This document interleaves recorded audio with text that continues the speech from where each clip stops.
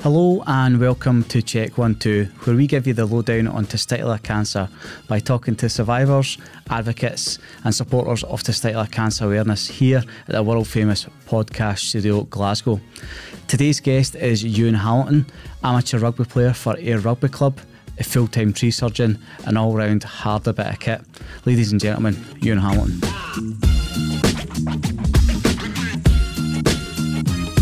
So see if if you continue just that run, is there a promotion element for the first then? So the first 15, we're fighting for promotion this year, yeah. A couple of seasons ago when the Super 6 came in, we got put down a league, which was fair enough because it was essentially our second 15 were coming in to play as the first 15. And then you had the Ayrshire Bulls, which was a completely separate thing. But the players couldn't play between the Ayrshire Bulls and the first 15. So the first couple seasons was a bit tough finding our feet. But now we've found them and it's certainly working at the moment. But it seems to be. Don't really want to curse anything. No.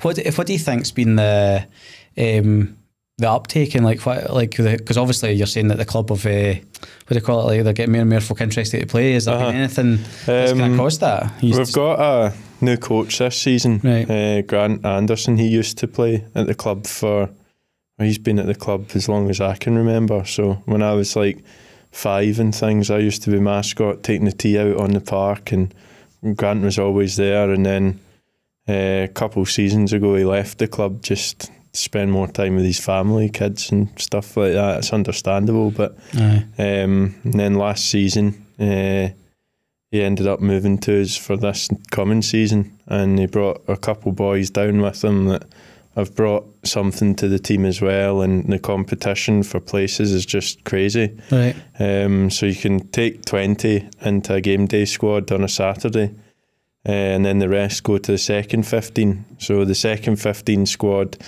this week, we had 30 boys available for it. So there's still 8 or 9 guys been left disappointed without a game of rugby across the full squad because you can only pick a certain number of players for the team. Wow, though, that's incredible. That's crazy. Aye, that's crazy. Awesome. Aye. And it must be good for the club. Must love that just as a club itself to have that amount of pool of players as well. No, definitely. Like last year we used, I think it was 51 players in total across the first 15 team alone. Right. So with the injuries coming in and out, there's a lot of stuff happens, guys unavailable.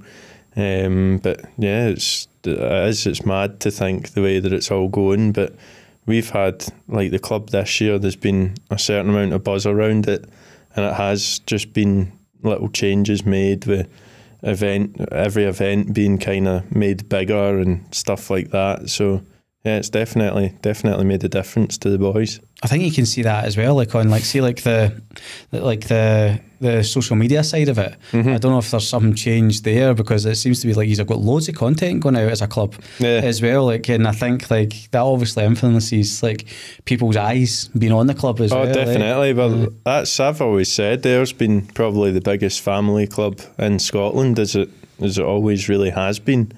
And the memberships this year's miles up. The youth sections are huge, and it's just getting bigger and bigger. And there's a lot of excitement around the club with the redevelopment of the grounds. But that's just came from how popular it's came in Ayr. So it means that we've now got 3 pitches to use, 2 different venues, but it's just expanding and going wild. You felt that when we were down, you felt the family feel of it. You know definitely. The fact it's even for you, your mum, being in the club shop and all that type of thing, and you really felt the family atmosphere within that ground and within the clubhouse itself. It was definitely it's a lovely thing to be. It was when I was diagnosed, and obviously my mum's running the shop. The weekend you seen my name drop out the team sheet. Everybody was, what's happened to you? What's happened? Because we'd played Kelso on the Saturday, and that was really the league decider.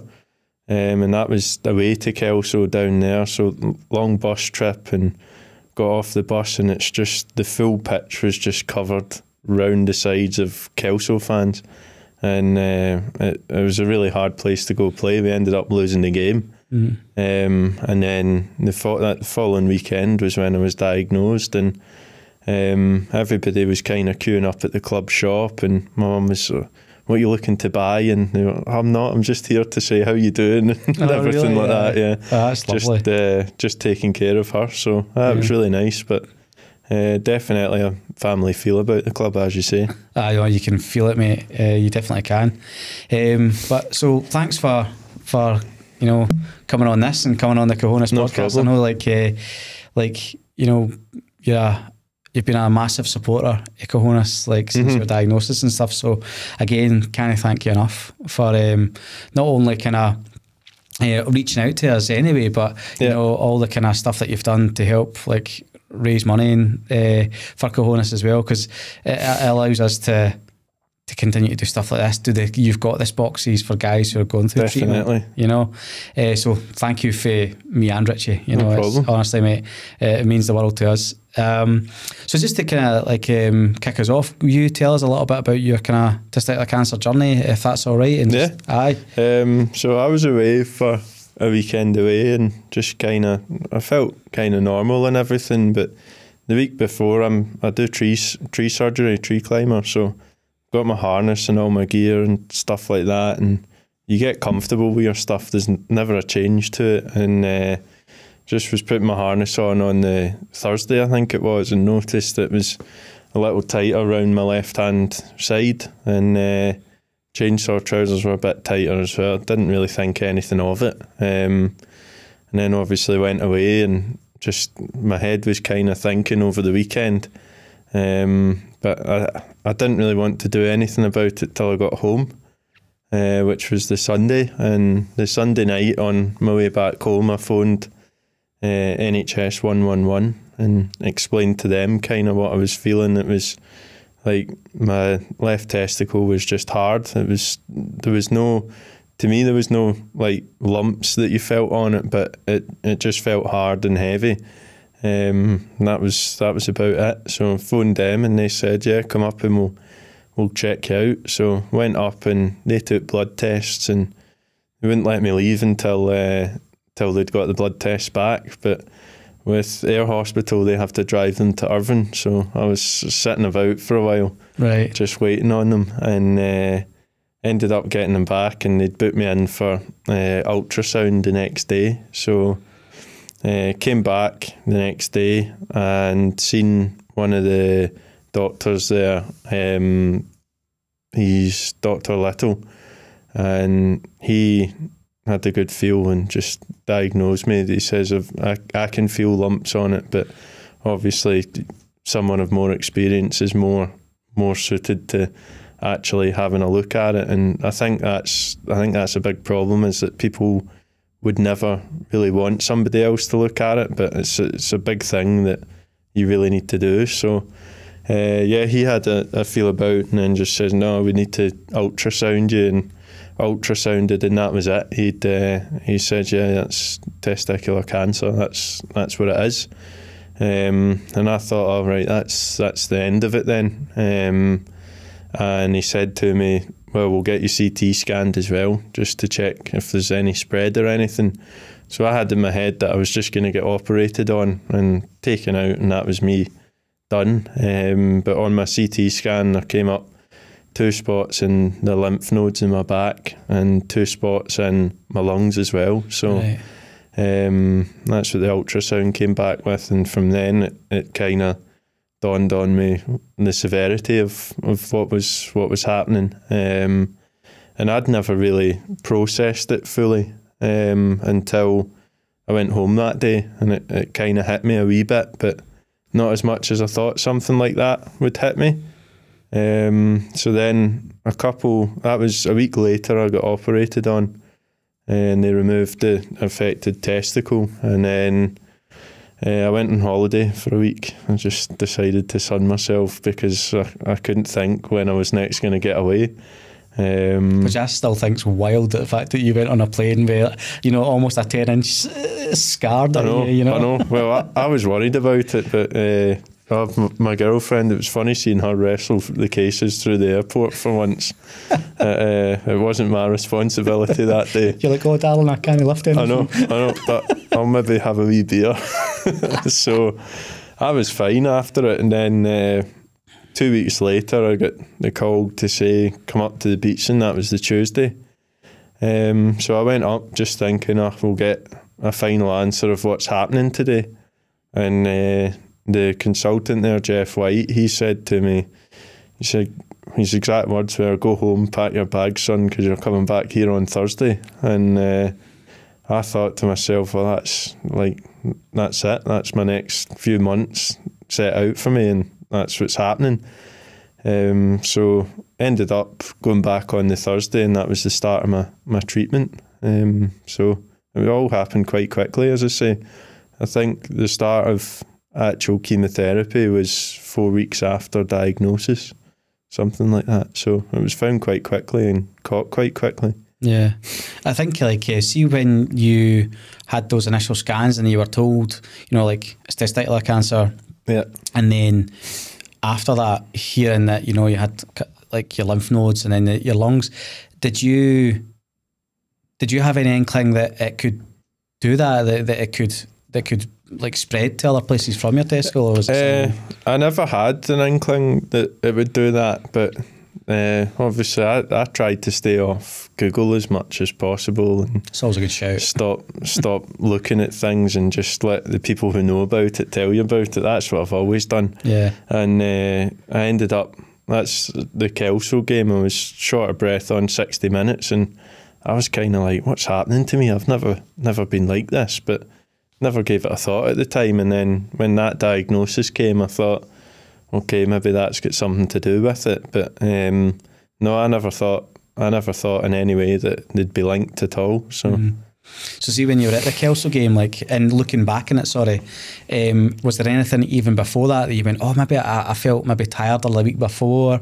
or was there anything kind of that you remember leading up to that Kelso game, or was it just that 60-minute mark you going, this is great? There's a couple things here and there, just more like I've always suffered with a bit of lower back pain, just like physical job and in the gym, then rugby. I've always just thought it's normal, but I don't know whether eventually that's been a sign of something. And then like the few games leading up to Kelso, I was still kind of struggling, but still managed to play them. But obviously that's the tail end of the season, so you're thinking, I've put my body through a full season of rugby here, now it's starting to take its toll. And I've always listened to the older guys say, I can't do a full game anymore, and think, oh no, you're talking rubbish here. But then obviously I thought, well, maybe there's some truth behind this, but no, in my case it was totally different. Yeah. And I suppose as well, you're like how fit you were in R, being like a rugby player and a tree surgeon, do you know what I mean? You are a harder bit of kit, so you probably did have niggles and stuff like that most men would go, that's really sore, but you're just like, that's just part and parcel of my day-to-day life. All my physios have all told me your pain tolerance is crazy.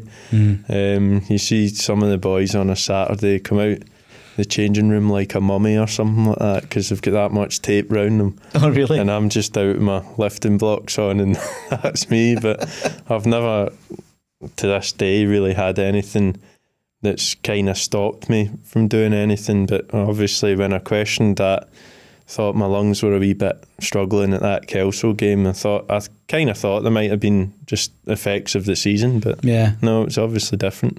And it must have been quite difficult. What age are you just now? 24. So you're 24, and what was your kind of thoughts on losing a testicle, for example? I mean, being a young man, it's it can be quite an emotional thing. Did you struggle with the concept of that, or was it just get it out? It was kind of said to me, like my doctors in Ayr said to me, well, we need to take it out, and that's the only way it's going to be sorted. So really it was okay, it's coming out, and that's that. But the Friday before my operation, I had to go to the fertility clinic in Glasgow, and that's where we done sperm banking. Yeah. And I came down that morning. I said to my mum, I have a hospital appointment. Came down with my hoodie and joggies on and just wanted to sneak away quietly. And bless her, she goes, "Oh, I'll come with you." I says, "No, it's okay, Mum. Come on, we don't need that." And no, I want to make sure you're okay. No, you can't say no to your mum in that circumstance. So she drove me up, and she was in the pay and display car park. And obviously, you're thinking in your own head, you're like, right, let's not be long. Let's just get it over and done with. And there was loads of different paperwork that you have to fill out, which I never realised about. And it was all asking you about like your partners at the time, who has access to everything, stuff like that. And as you say, as a 24-year-old boy, that's something that you never think you'll sit down and ever have to think of at that age. Yeah. And that's when it hit me quite hard. But then again, the funny side of things came when I went out. My mum says, "How did you get on?" And I just went, "Never ask me that again, Mum. Come on, let's go home." It's the only time after that your mum's allowed to ask you, "So did you get on okay?" I know. I said to us, "Never ask me that again. Come on." Oh, I take it, like, did you eventually tell your mum, or did she have no clue until you got there that that's what you were going up for? I think she had an inclination, because I think she kind of knew, but it was when we turned up and the big sign that said fertility clinic, and she was like, "Ah, right, okay." And two went together. So she's like, "Oh, I've just drove my son yes, to the wank bank." Exactly. But I've always said it's one of these things. That's always a story I've always told throughout whatever I've gone through.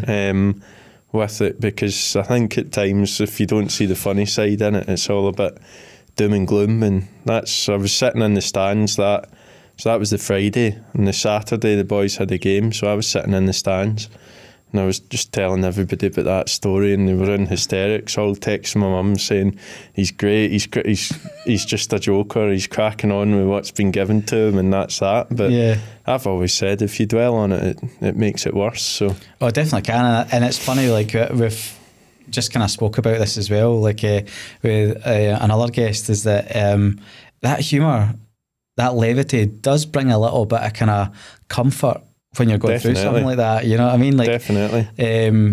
I had my own like wee stories that were exactly kind of similar, like just these wee embarrassing moments that you're like, but that's funny. I know. You know, and it's good to have that, and it's good for when especially when you're telling people, like, you're so young. Definitely. Like, so you're able to kind of go, "Listen, I'm all right, but this is what happened." So it kind of deflects it a little bit as well, don't you think? Yeah. Definitely.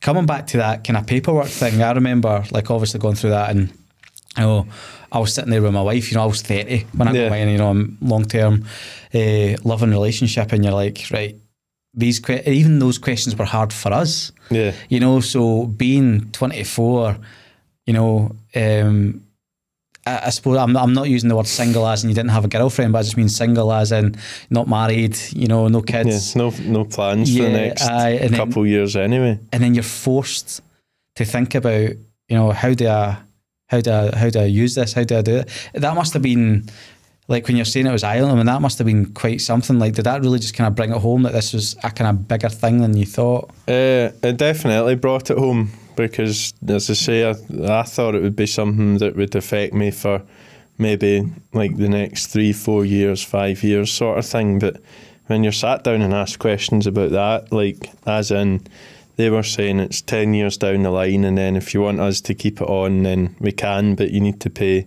like a monthly fee, which is fair enough. Yeah. But it's you start thinking in your head, right, I'll be 34 by then, and you're like, I don't know what I'll be up to at 34, and it's just that it brought it into the picture that it was a bigger thing than just a case of a few years. It was kind of, well, really the rest of your life. Yeah. So I think as well, you know, that is such a jump, you know, like being 24 to 34, but there's a lot of folk who don't start their families until they're in their 30s as well. So for you to face that so young and then be like, 10 years is a long time, but actually I'm only going to be still 30, you're still going to be young. Yeah.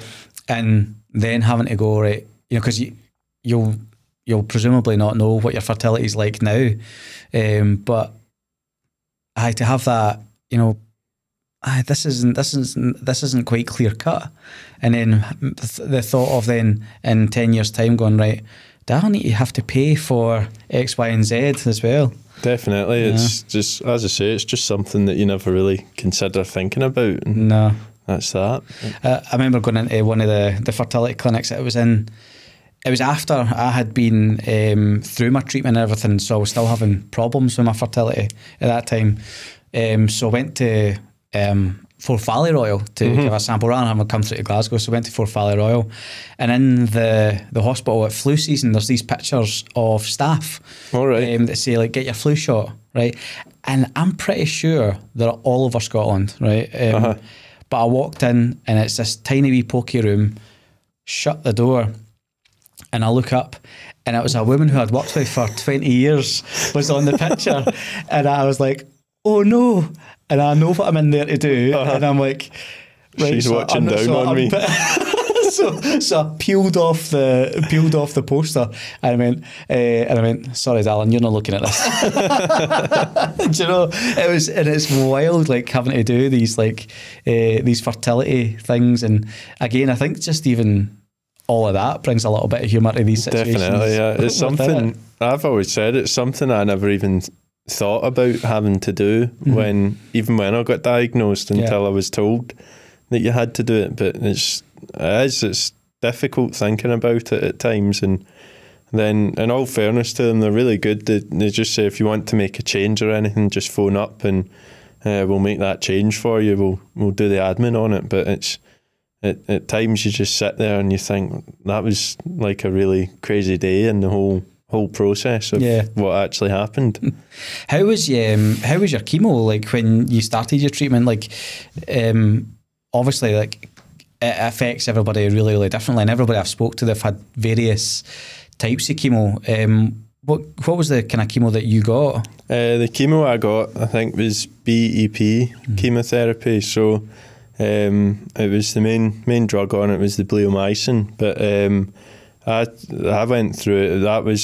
I was in from a Thursday to a Sunday, which, to be honest with you, I was kind of glad about, because that way you were in the hospital and you weren't. Yeah, you were sitting there thinking about, what would I usually be up to on a Saturday night? But at times you were just, at least I'm in here and I'm not tempted to go and do something on a Saturday night that you'll end up maybe regretting or something like that. So it was quite good to be in, but like obviously over the weekends I preferred that to being in weekdays. But no, it was really quite tough to begin with, and I've always said it never really fully hit home, everything, until I was sitting down on the bed and they put the cannula in for the first time. Yeah, that's when it really struck me and came to me. And the nurse at the time, obviously, she could see there was a wee bit like a tear in my eye and stuff like that, and she said, do you want me to sit with you, or do you need time alone? And I says, it's all right. It says, you've got other things to do. Yeah. But at that time, that's when I was reassured that the people on that desk, the 8 or 9 nurses, they were only responsible for those rooms. So whatever you needed or wanted was always there. But no, I just took a little space to process it, and then kind of after the first couple bags, it kind of settled in with me as to what was actually happening. And then I thought the first night was long, which was, it must have been about 12 hours or something of chemo bags. But then the second night they added bleomycin in as well, and it just got longer, and then your third night was a wee bit shorter. So, but as I say, I never thought it was done all overnight, so you got to go up and about during the day if you felt well enough, but through the night it was on, and they were changing bags every hour, and your sleep's not the best, and you do get a bit agitated. But as I says, I stayed calm in the situation. But yeah, it was just all a bit surreal to me what was going on that first time. Not knowing what was happening and kind of what was coming next and how it would possibly affect you. I think it's that unknown aspect when that first bag goes on. Yeah, I kind of felt the same way. My wife and one of my friends was there when I got admitted into the Beatson, because Jamie worked in Glasgow, so he popped up just to say hiya and hope everyone was going well. And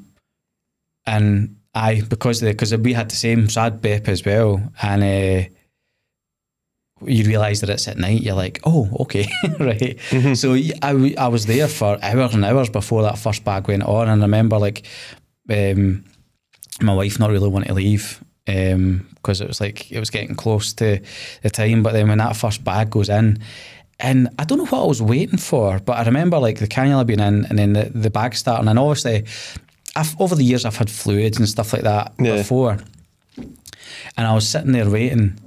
And I don't know what I expected to feel, but it wasn't quite as intense as I thought. Yeah. And you're waiting to feel like instantly bad, because you're like, you hear all these people talk about like the bleomycin, the platinum, and you're going, it's going to make you feel rotten, and you're waiting on that happening right away. But it's an odd mindset to be in, sitting there like with that first bag.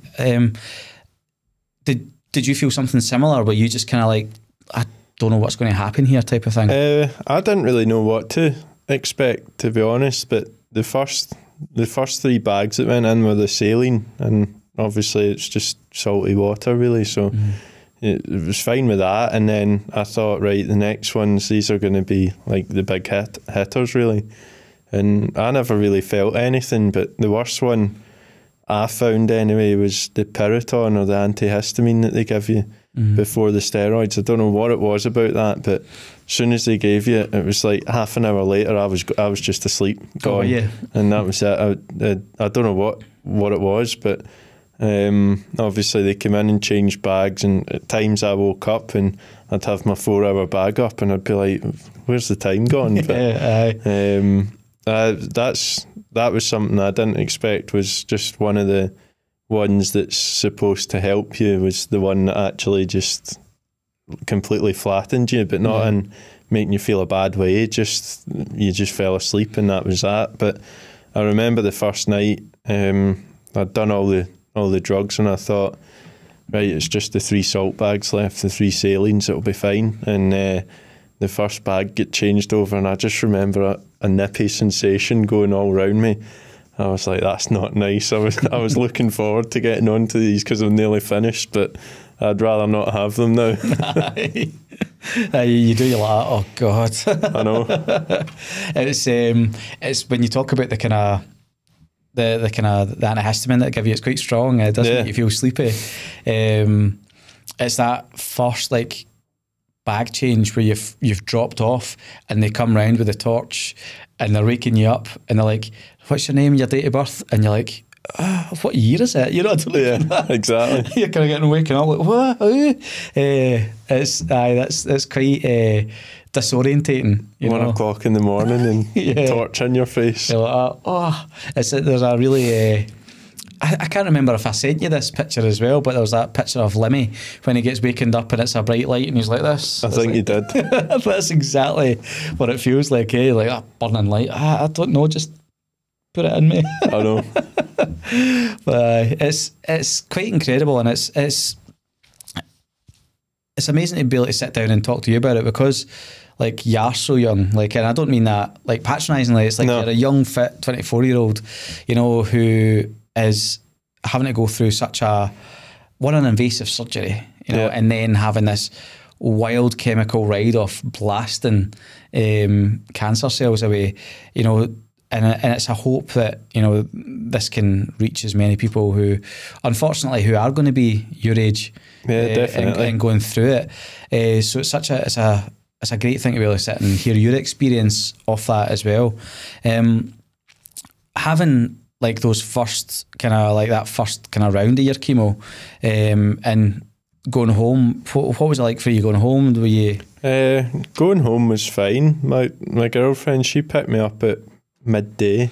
Lily came and got me, so felt kind of all right. And I says, I've been in 4 days. Let's do something kind of normal. And so we went to a wee coffee shop that I know in Hindland that. Just through work, I know all the coffee shops around Glasgow, the good ones. So we went there because I was like, that's a bit of normal, it'll make me feel a bit better. And I remember going down the road, and our thing on a Sunday is we always get up and we go for a wee breakfast or something like that, and then just a bit of shopping or TK Maxx, something like that. And I just remember at the time going, yeah, let's go TK Maxx, okay. That was it. I just remember walking around pure dazed out, but you were just happy to be out. And I never really felt weak or anything like that, but then after we got in the car and went back home, I just remember getting like to my bed upstairs and just being like, I'm actually really, really tired, which was obviously a big thing for me because I always think that my energy levels have always been so high. And I thought, how can this be ruining my energy levels at times? But then it's not till you sit there and actually think about how much your body's been through in the past 4 days, what's actually happened to you. So that was a big thing for me. But it was nice to have something a wee bit normal on the Sunday to do. And I remember we'd booked a table for the Sunday night.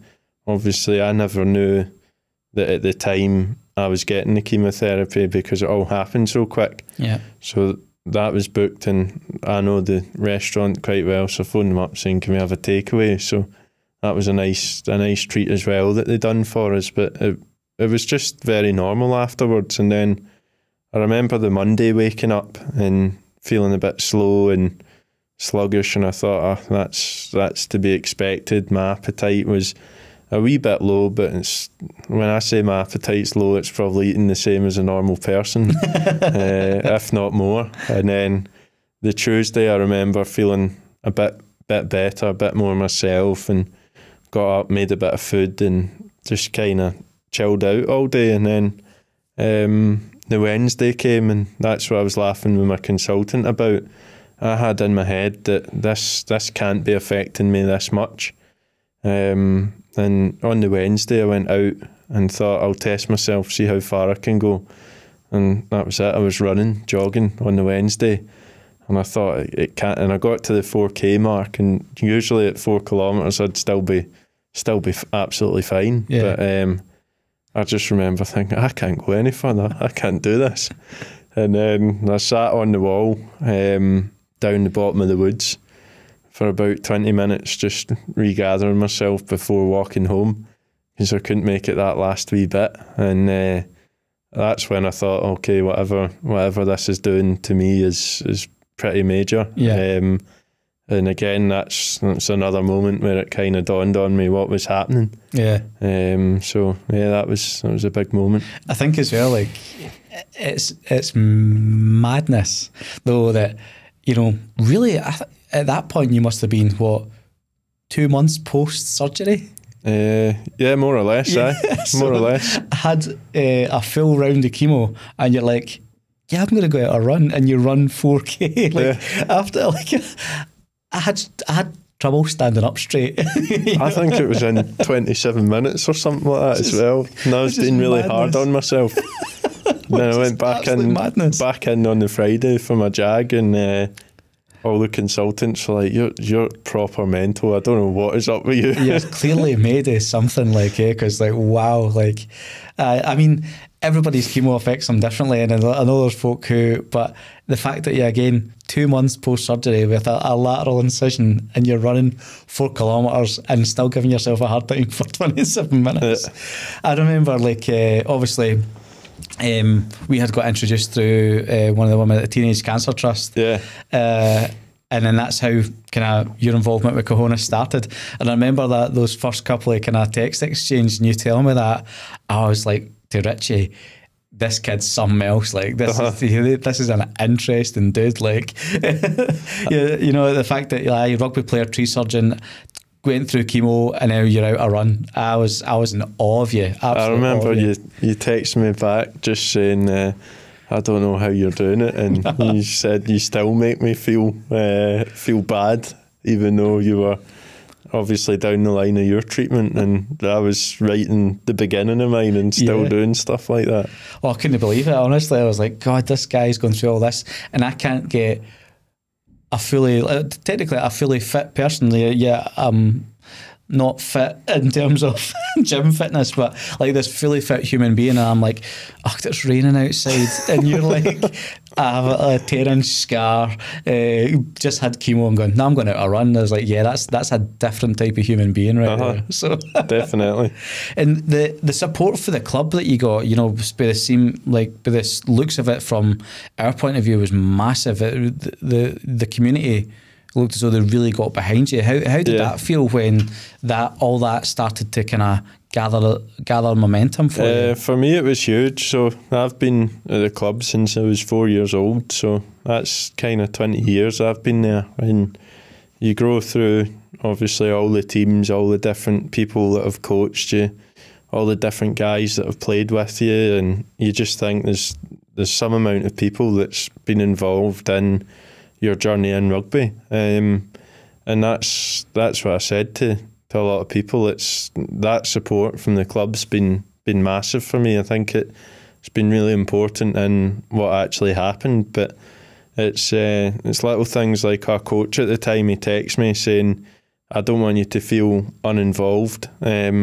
So he says, "Come and do water bottles or just be in the technical area, because you're a big personality of the team and we need you. The boys kind of want to gather around you." And I says, just leave them to do their thing on the pitch and I'll see them after. But really I was thinking, well, at that time I was still before my first chemo, so I was thinking, I've still got a good chance for a beer with all the fans in the stand. So it was funny, that 3 weeks leading up to my first chemo was, I think it was 3 home games actually, and managed to get to every one of them and just be there watching, and everybody would be around supporting you, asking how you're doing, telling you that if you need anything we're there for you. But no, it's been pretty major. But obviously the rugby season kind of finished when I was going through chemo. So, but even after that, it's like a couple of the boys came up to the Beatson when I was getting treated, and obviously they know I do a lot of site work and stuff, and brought me a Lego digger to build, stuff like that. Right. So I was kept busy with that one, and but no, it really shows you how much of a community feel it is. Yeah. But my phone was going mad on Facebook, just people messaging you, the text and everything, and it's all like really valued, but at the same time sometimes you just want a wee bit of chill time. And it was, for me, the hardest thing was finding the balance between trying not to be rude and like getting back to everybody. Yeah, which is hard when you're going through something anyway, like, because like you've got friends and family, like close friends and family as well, that are want to kind of reach out, but as well as that, like I don't know about you, but certainly when I was going through my chemo, I found my concentration went. It was just like whatever the chemicals were in it, I was just like, my concentration was zero. You know, definitely. Well, that was the same for me. We were, obviously it was post COVID, so I got to get as many visitors as I wanted, but it was two in the room at one time. So ended up, like, Lily would always come up after school. That was just her time that would suit for her. So that was really good. Still seeing her, she came up every day, so you knew that support was there. But then there was like 20 people texting you saying, when can I come up? And obviously in my head I was thinking, well, Ayr to Glasgow and then see me for an hour or two and then drive back home. I says, you'll be spending more time driving than actually seeing me. Yeah. And everybody was, no, I don't care, as long as it's 20 minutes, that's all, that'll do me, half an hour. Yeah. And as I say, it was quite funny at times, because you'd have people waiting outside your door for one person to leave so that they could get in, and the nurses on reception, I think they got a bit pissed off really. They were just, oh, is it here for you? Yes, right, okay, in you go. And but I was getting people in till like 10, 11 o'clock at night, and wow.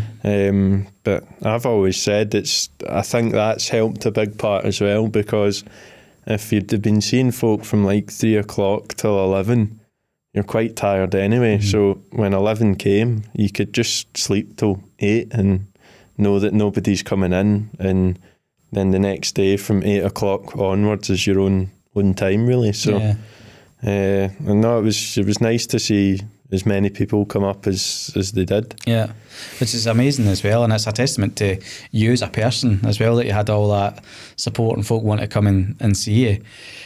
With your diagnosis, did that impact the team in terms of like how they thought about testicular cancer? Because obviously we don't. I think that's the big thing that as Cahonas, like we're finding is that nobody really thinks about it, or we don't talk about it.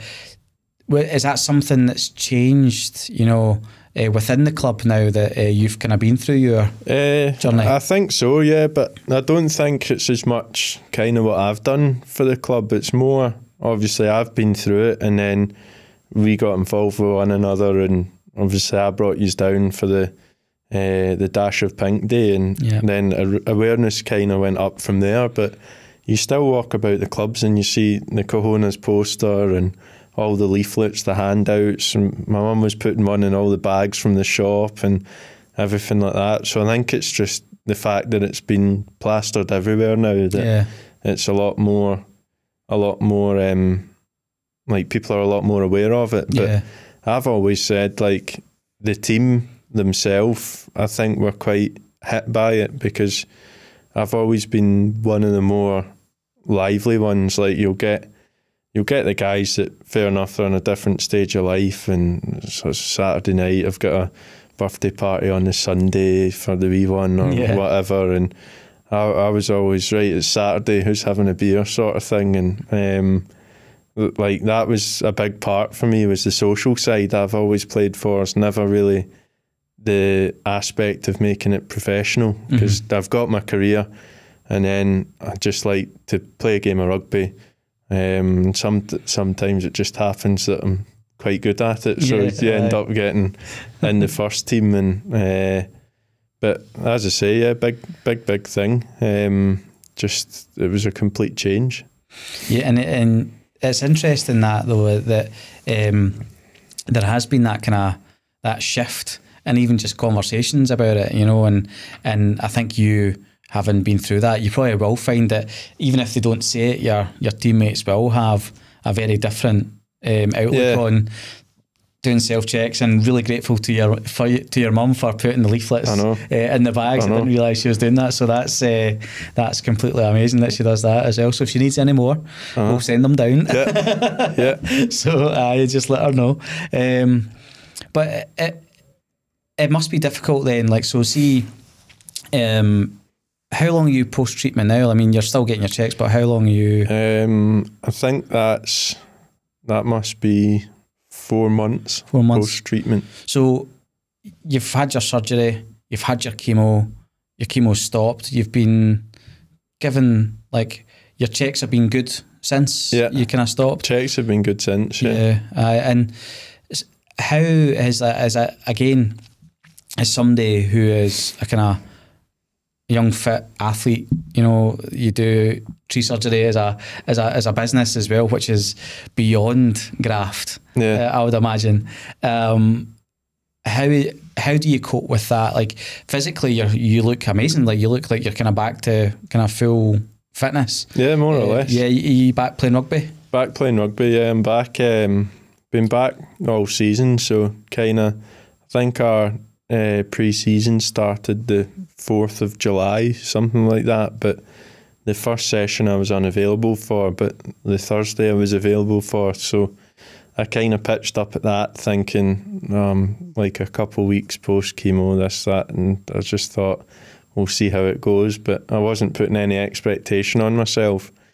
I was more just happy to be down seeing the boys, seeing everybody again, finding out how everyone's summer's been, just like a usual chat. Yeah. And I took part in the warm-up and a bit of the skills stuff. And then our fitness coach says, oh, it's time for fitness, see what everybody's at. And I just went, Johnny, I'm fine, I'll sit out this one. And that was it. It was like it's called a Bronco test, but it's like just straight line running all the time. Right. And I was like, that's too much for me for first session back. And so I was happy I managed it then. And then it just kind of spiraled on. And it came to the pre-season games, and my coach texted me saying, what's your thoughts? What are you thinking? And I said, well, I'll have a go. It says these games, yes, they mean something as in squad selection, but it's not playing for a title or anything. It's just a friendly. So says, yeah, I'll see how my body can take it. And went and played the first time and felt fine, and then the second time felt fine. So I was like, yeah, I'll have a go this year. And the first game back, I was in the second 15 team, which was okay. So I thought, right, that's us, and we took subs to replace me if we needed to. Yeah. And I remember my coach saying to me, that's the 79th minute, Euan. And I was like, just bring me off. So that was it. I played 79 minutes that game. So somebody got a minute to play. yeah.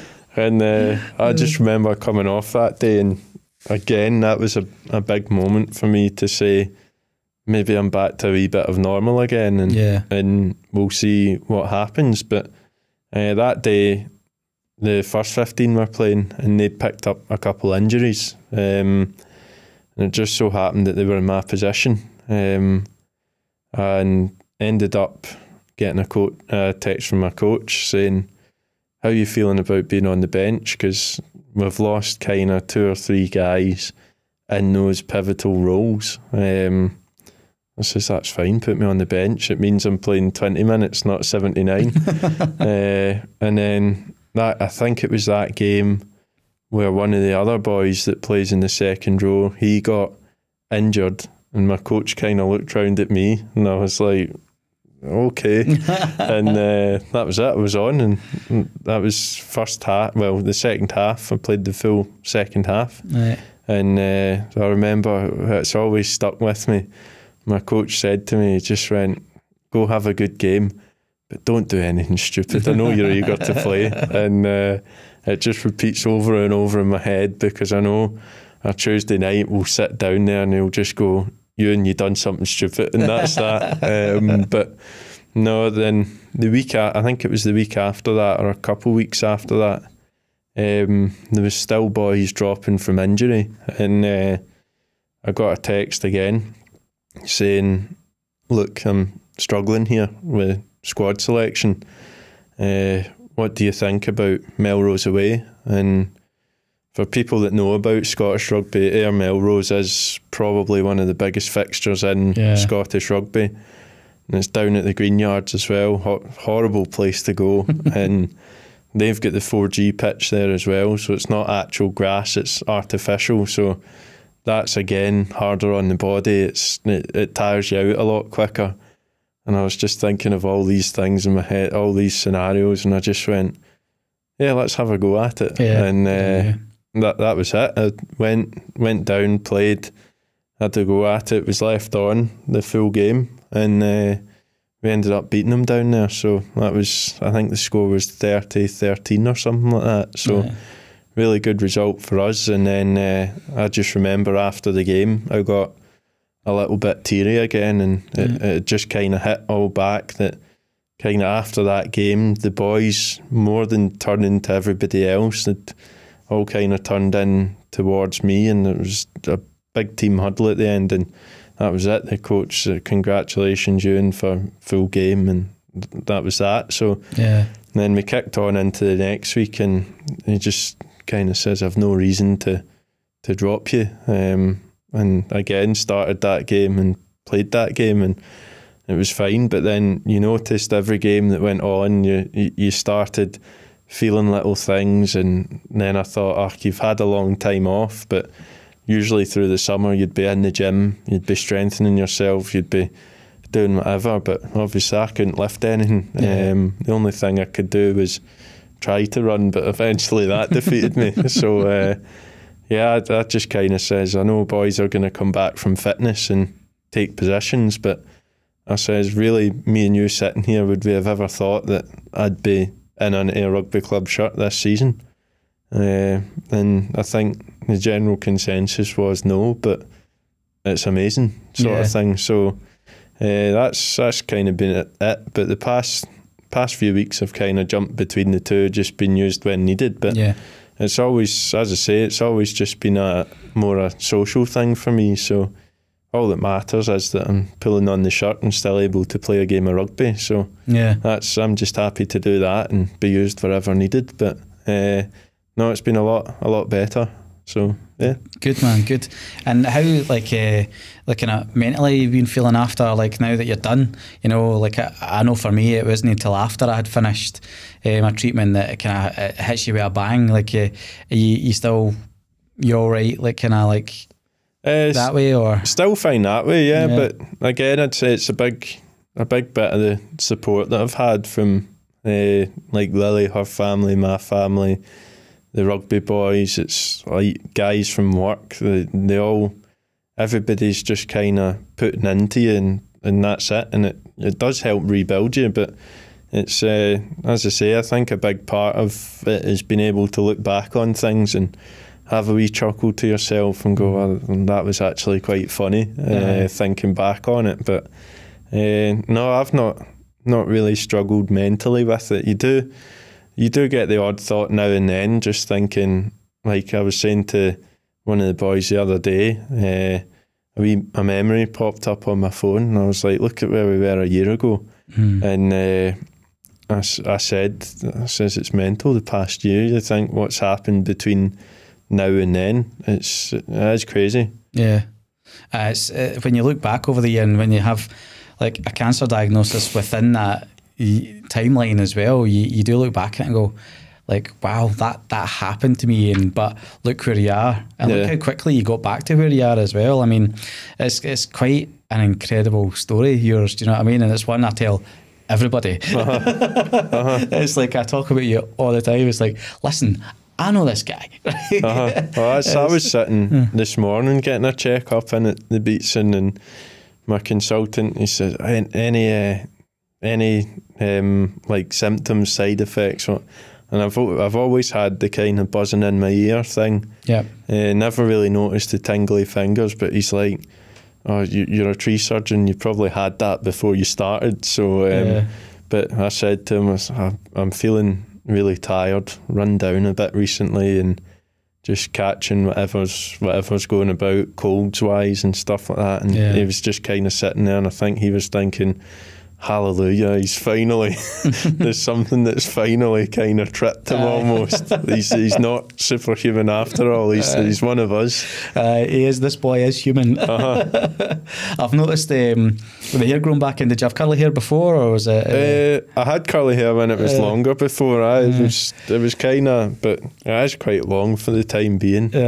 But no, it always was curly, but it was never really had blonde tips or anything. But when that came back through, it came back through blonded to begin with, and it had blonde tips, and everybody was going, oh, you've grown your hair back and get highlights, you've done that. And I said, no, that's genuinely how it is. And they were, oh, we wouldn't judge if you had highlights anyway, at least you've got it back. But no, it's been a few haircuts since, so I'm due one soon. But no, it's more or less came back in normal now. Amazing, mate.